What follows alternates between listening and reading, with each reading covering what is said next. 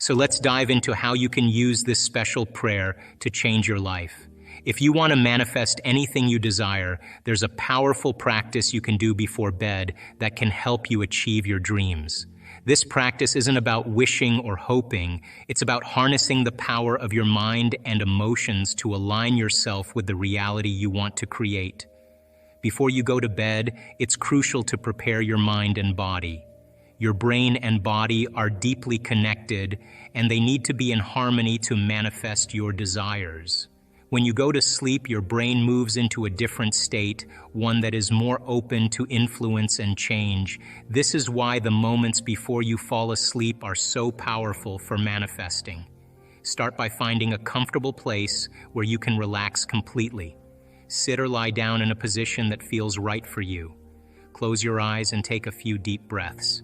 Inhale slowly and deeply, and exhale just as slowly. As you breathe, let go of any tension or stress from the day. You want to create a peaceful, calm state within yourself. Now let's talk about the power of prayer in this context. Prayer is not just about asking for something. It's about aligning your entire being with the outcome you desire. When you say this prayer, you're not only using words, but also setting an intention and cultivating the right emotional state. This is where the real magic happens. To start your manifestation practice, begin with a simple and heartfelt prayer. Here's a basic example you can use or adapt to your own needs. Start with the words, "Thank you for the manifestation of my desires." This is a way to express gratitude in advance. Even if you haven't seen your desires come to fruition yet, saying thank you helps you act as if you already have what you want. It sets a positive tone and helps you stay focused on what you want to create in your life. Next, say, "I am grateful for the abundance that flows into my life." Abundance doesn't just mean money, it includes all the good things that come your way, such as love, health, joy, and success. By recognizing and appreciating this abundance, you're opening yourself up to receive more. Feeling grateful for what you already have sends a strong signal to the universe that you are ready for even more blessings. Then continue with, "I am thankful for the opportunities, the people, and the experiences that align with my highest good." Here you're acknowledging that opportunities and people are part of the process. This part of the prayer helps you remain open to the various ways your desires might come to you. Sometimes the universe brings what you need through unexpected opportunities or new connections. By being thankful for these possibilities, you stay receptive and alert to the signs and opportunities that come your way. After that, include, "I trust that the universe is working in my favor." Trust is crucial in the manifestation process. Sometimes things may not happen as quickly as you want or in the exact way you expected, but having faith that the universe is working behind the scenes helps you stay positive and patient. Trust that everything is unfolding as it should and that the universe is aligning things to help you achieve your dreams. Finally, finish with, "I am open to receiving all that I need to achieve my dreams." Being open to receiving is important because it shows that you're ready to accept what comes your way. Sometimes people have specific ideas about how their dreams should come true, but being open means you're willing to accept help and opportunities in any form they might appear. This openness can lead to new and unexpected paths toward achieving your goals. As you say this prayer, it's important to feel the emotion behind the words. Gratitude is a powerful emotion because it signifies that you already have what you desire. When you feel grateful, you are essentially acknowledging that the manifestation has already occurred. This shifts your energy to align with the reality you want to create. Think about the specific desire you want to manifest. Picture it in your mind as clearly as possible. Imagine what it would feel like to have this desire fulfilled. Visualize every detail, what you see, hear, and feel. The more vivid your imagination, the more powerful your manifestation will be. Feel the emotions associated with having your desire. Are you excited, joyful, or content? Embrace those feelings fully. Let them fill you up and become your reality. The key is to generate an elevated emotion that matches the reality you want to create. This emotional state is the energy that will attract your desires to you. Your body is an important part of this process. When you cultivate these elevated emotions, you're training your body to align with your future reality. As you feel gratitude and excitement, your body starts to resonate with these new feelings, helping to reinforce the changes you're making in your mind. Remember, it's not just about the words you say or the images you visualize, it's about the energy you create. Your thoughts and emotions need to be in harmony with the frequency of your desire. This is like tuning a radio to the right station. When your frequency matches the potential that exists in the quantum field, your desire will naturally come to you. Now let's talk about how to make your practice even stronger. After you have said your prayer and experienced the positive emotions connected with it, it's important to continue focusing on those good feelings as you fall asleep. This is a crucial part of the process, so let's break it down step by step. When you're ready for bed, start by remembering the prayer you said and the emotions you felt. If you felt grateful, excited, or joyful, hold on to those feelings as you get comfortable in bed. Think about the outcome you're hoping for and let those positive emotions fill you up again. As you lie there, try to keep your mind focused on the happiness and gratitude that came with your prayer. It's also important to let go of any doubts or worries that might creep into your mind. Sometimes, we start to question if what we're hoping for will actually come true, or we might worry about how it will happen. These doubts can get in the way of the process. So, as you're falling asleep, gently push these doubts aside. Remind yourself that the universe is working on your behalf, even if you can't see it right now. Trust is a big part of this process. You need to have faith that things are moving in the right direction. The universe works in its own time and in its own way, and sometimes it's hard for us to understand how everything will come together. That's why it's important not to overthink or analyze how your desire will come to be. Trying to figure out the details or predicting how things will unfold can actually create more stress and uncertainty. Instead, focus on the feelings you want to keep, such as gratitude and trust. Think of it like planting a seed. Once you've planted the seed and given it water and sunshine, you don't keep digging it up to see if it's growing. You trust that it's doing what it needs to do beneath the surface. Your role is to continue nurturing it by maintaining a positive attitude and letting go of any negative thoughts. As you drift off to sleep, imagine your desire already fulfilled. Visualize yourself living the life you want and let that vision fill your mind with happiness. This practice helps to reinforce the positive emotions and signals you've sent out with your prayer. It also helps to keep your mind in a state of trust and gratitude, which are powerful tools in manifesting. Your subconscious mind works a lot while you're asleep. It's like a powerful computer that processes and stores information. Before you go to bed, the thoughts and feelings you have are especially important because your subconscious mind is very open and receptive during this time. This means that what you focus on and feel right before you sleep can have a big impact on what you attract into your life. When you maintain a state of gratitude and trust before you fall asleep, you are essentially programming your subconscious mind. Think of it like setting the direction for a GPS. If you set your GPS to go to a specific place, it will guide you there. Similarly, when you focus on positive feelings like gratitude and trust, you're guiding your subconscious mind toward attracting those positive outcomes. Gratitude is an especially powerful emotion because it makes you feel good and helps you appreciate what you already have. When you feel grateful, you send out a signal that you're happy with your current situation and ready for more good things to come. This positive energy attracts even more positivity into your life. By thinking about what you're grateful for and feeling thankful before bed, you're reinforcing this positive energy in your subconscious mind. Trust is another key factor. Trusting that things will work out helps you stay relaxed and open to receiving what you want. It means believing that the universe, or whatever higher power you believe in, is working in your favor. When you trust, you let go of worries and doubts, which can block the flow of good things. Trust helps you stay confident that your desires are on their way, even if you can't see them yet. Because your subconscious mind is so active while you sleep, it's crucial to practice maintaining this emotional state consistently. If you only focus on gratitude and trust once in a while, it's like giving your subconscious mind mixed signals.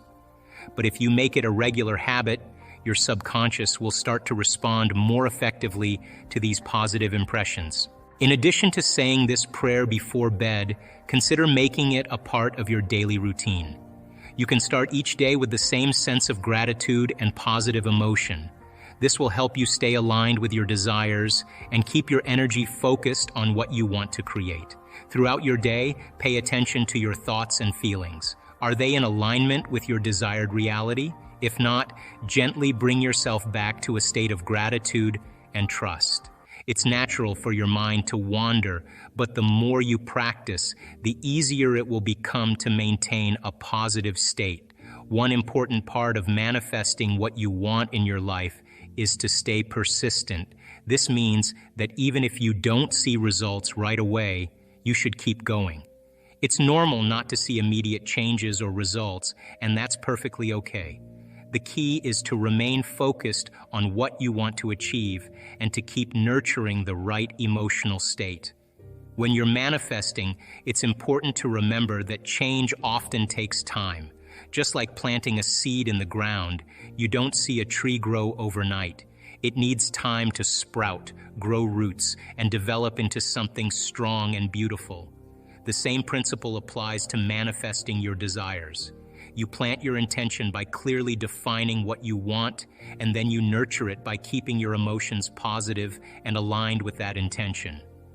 Focus is a powerful tool in the process of manifestation.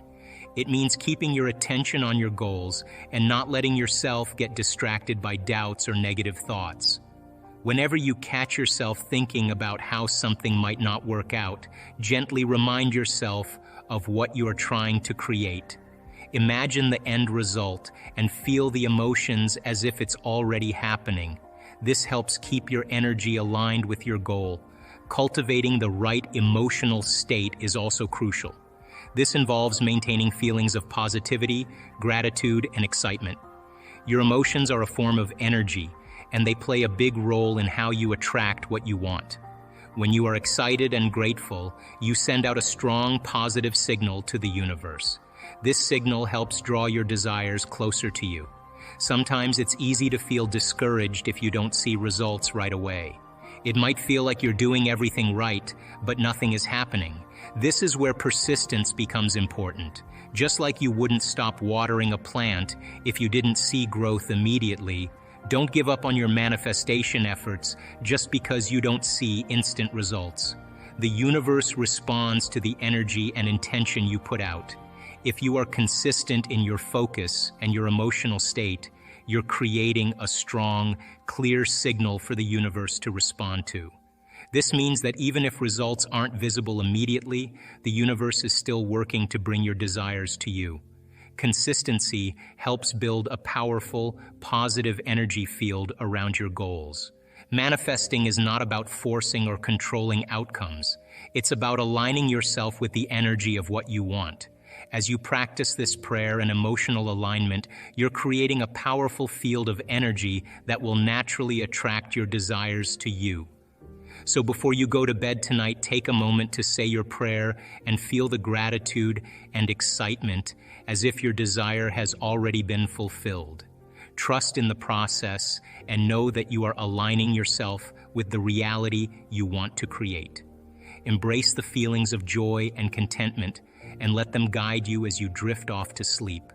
This practice is a powerful tool for manifesting your desires and transforming your life. The what-if question: what would it be like to be in love? What would it be like to have a new job? What would it be like to be in a new relationship, to do whatever, to be healed? The moment you ask that question, the part of your brain called the frontal lobe, which is the crowning achievement of the human being, 40% of your brain is the frontal lobe. It's the workshop. It's the creative center. Frontal lobe has connections to all other parts of your brain. The moment you ask an open-ended question, you speculate a possibility. The creative center turns on and it looks out over the landscape of the entire brain and begins to call up different networks of neurons that are stored in your brain based on something you've learned intellectually, knowledge, or something you've experienced in your life, like, well, I know what it is to be in love, or I know what it is to have a good job, or I read a book about it. And it begins to call up these different networks of neurons, and then it seamlessly pieces them together to create a new idea, a new vision. And when you put all those networks together and they fire in tandem, you'll get a clear picture in your mind. And that clear picture is called intention. Now, the more you have conditions or the more you have specifics about that job, like for example, I want to make this amount of money more a year. I want to have health benefits. I want to have 3 weeks vacation. I want to travel. I want to work with great, unlimited, creative people. That all is the elements that help to add to that vision. Now, the picture you get in your mind could be the word job, or it could be just an image that's personal to you.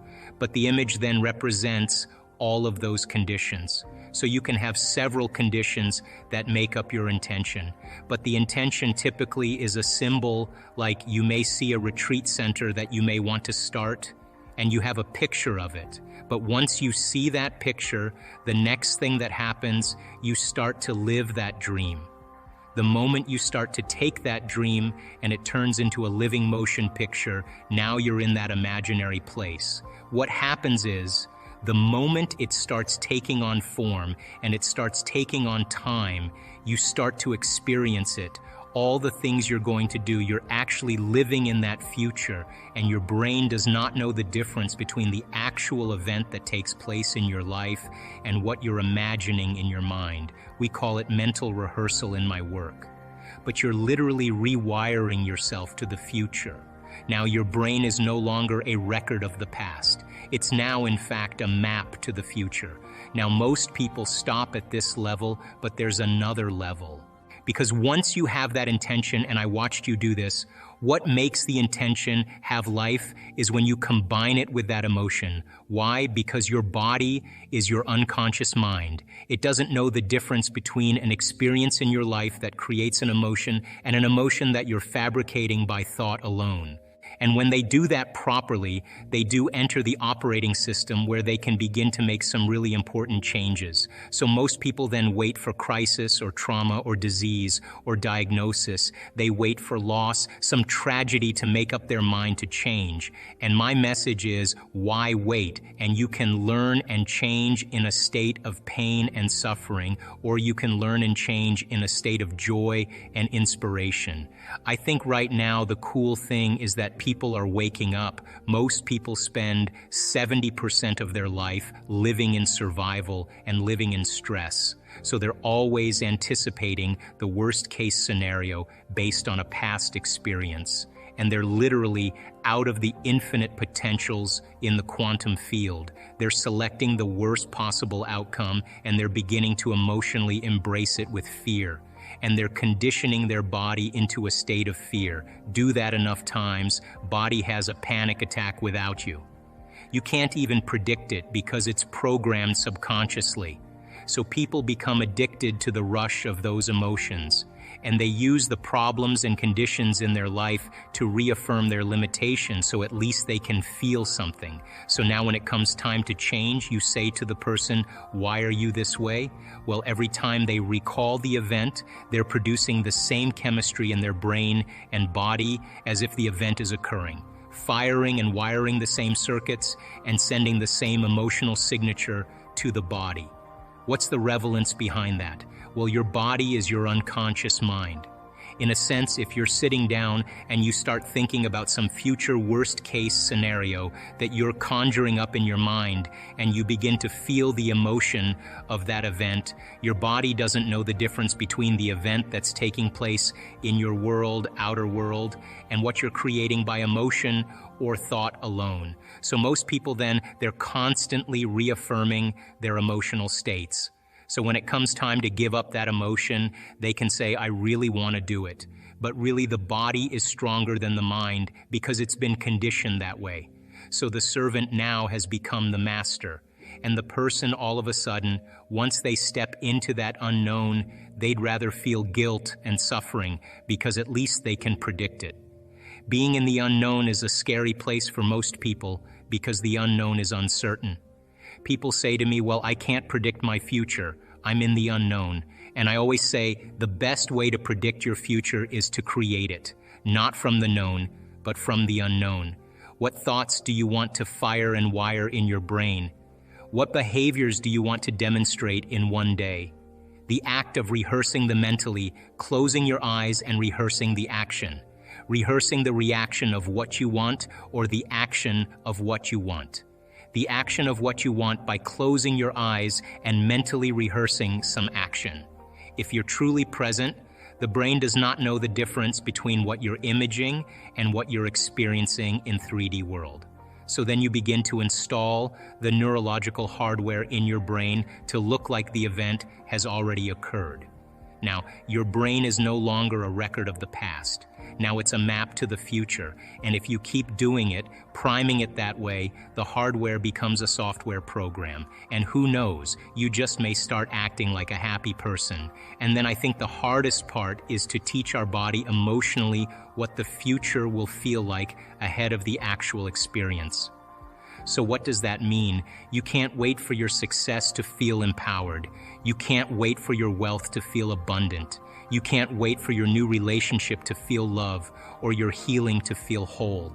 I mean, that's the old model of reality, of cause and effect, waiting for something outside of us to change how we feel inside of us. When we feel better inside of us, we pay attention to whoever or whatever caused it.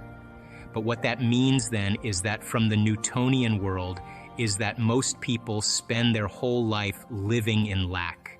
When you invest in yourself, you invest in your future. Number one, take some time out of your busy lives to disconnect from your world. Shut your cell phone off, turn the TV off, power down your computer. Sit your body down for a few minutes and close your eyes. Number one. Number two, take some breaths and center yourself. When you center your attention into the present moment, you have more energy to create with. When your mind wanders to the predictable future or the familiar past, that's normal. Just become aware of it. Keep working on settling yourself back down into the present moment. When you're in the present moment, you're the most creative. Number three, ask yourself, can I be defined by a vision of the future instead of the memories of the past? What do I want in my life? And take the time to answer the question.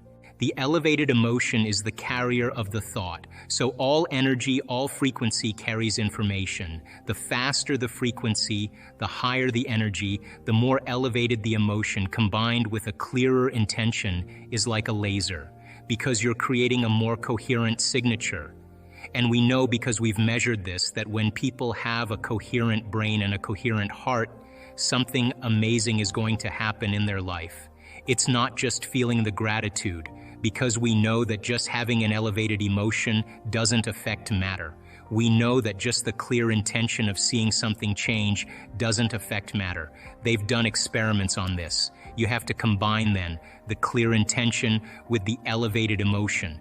The emotion is the energy, the frequency, the carrier of the thought. The thought is the intent, it is the direction, it is the specific field, frequency. So it's like tuning a radio dial. So if it's all about vibration, it's all about energy. When there's a vibrational match between your energy and that potential that exists in the quantum field, when there's a vibrational match, it's going to find you. Intention is getting clear on what you want. So let's say you want a new home. Let's say you want a beautiful garden. Well, then start ripping out magazine pictures of gardens that you love. Start drawing pictures. Start seeing and start writing down the things that you want. Throw it up somewhere and then add another dream and add another dream.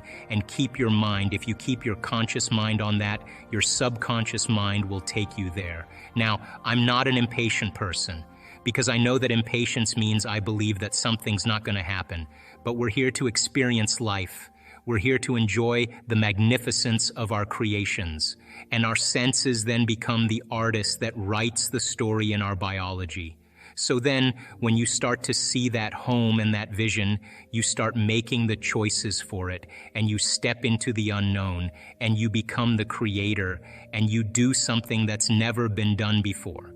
And it brings you joy, and it brings you excitement, and it has meaning behind it.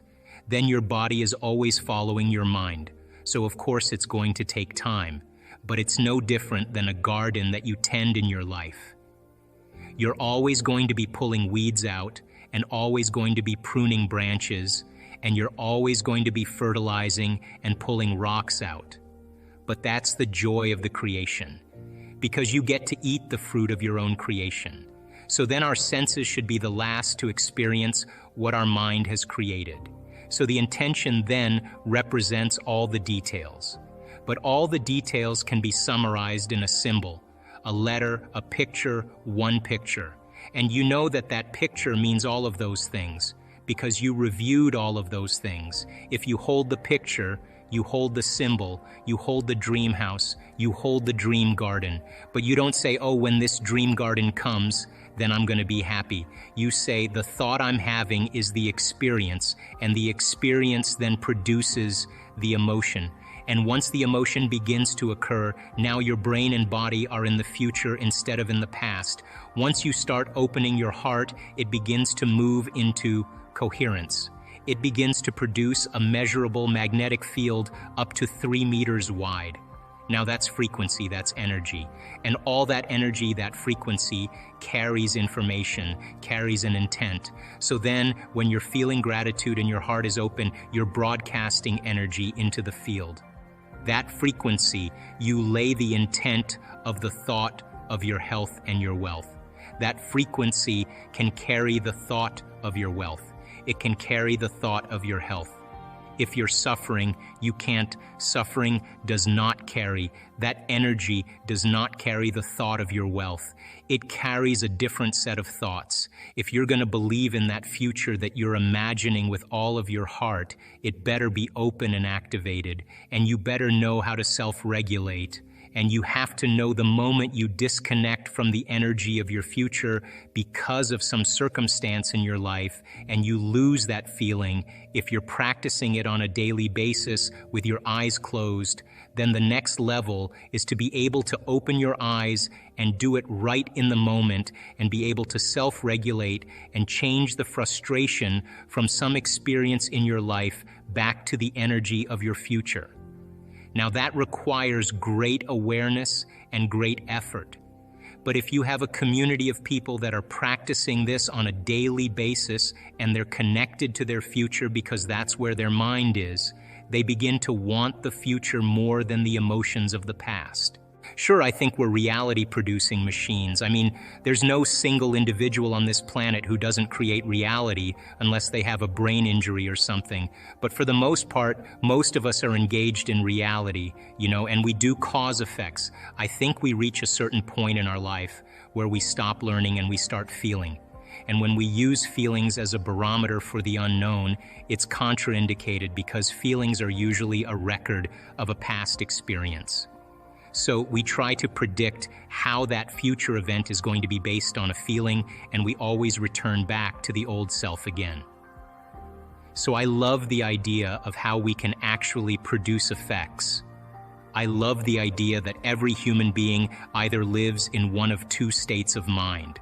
We either live in creation, which is growth and expansion, and its health and homeostasis, the emotions of love and joy and trust that make us feel connected to something bigger than us. Or we live in a state of survival, and the state of survival is living in stress. Living in stress is when your body is knocked out of balance. And the redundancy of that cycle over time, that imbalance that keeps happening, begins to break the body down. And I think the biggest problem for us, because of the size of our brains, is we can turn on a stress response just by thought alone, and we do it all day long. In that continuous, redundant being out of balance over time, that imbalance becomes the new balance. And now we're headed for contraction and disease and feeling separate from the field and being selfish instead of selfless. We begin to live in a state of breakdown, a state of disease and a lack of health. And so then those emotions then of those survival chemicals endorse the ego. And then we become more self-indulgent and more self-important and more self-serving, because that's what those chemicals do. So we live in one of those two states of mind. Now, those chemicals tend to be highly addictive. So this is a really good dinner conversation. We can talk about it, right? But actually breaking through, that's, I think, when you free yourself from the chains of those emotions that we memorize. When we actually break through, when we remove that mind out of the body, when we break the emotion that's trapped in physical flesh and the body's liberated, that's true self-love. That's true joy. It's the liberation of energy. So the anger that once was in there, the hatred that was once in there, the prejudice that was once in there is transformed. It's transmuted into joy. It's the same energy, but it just has a different spin. And so no one can do that for you. You know, that isn't something where someone waves a wand and then it happens. You have to actually be willing to be uncomfortable as you break that addiction and be okay with it. And then, the moment the body's liberated and you feel that expansion, that's the natural state of being. So you say, I love myself so much because I went further than I thought I could go. I transcended some limitation about myself in the way I think, in the way I act, in the way I feel. That's the personality. That's the identity. Changing one of those things, really changing it. Not just like changing your mind like I want vanilla ice cream instead of chocolate ice cream, but truly changing something that changes your neurology, your neurocircuitry, changes the chemistry, which is your emotions, that signal the gene that begins to change your very expression of health and the very expression of life. Talking about when you make that emphatic declaration where you make that change and it's undeniable. There's a biological, neurological, and quantum effect as a result of it.